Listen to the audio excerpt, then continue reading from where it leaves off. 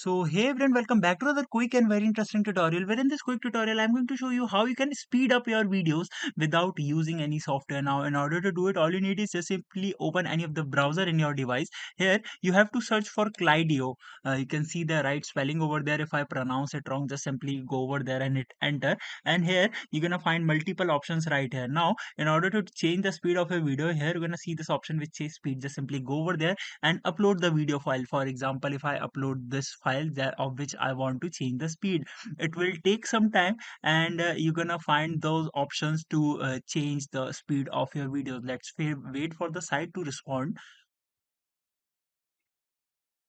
Here you're gonna see the videos uploaded. From here I can directly change the speed. Even I can make it slower or faster and hit export to save the video.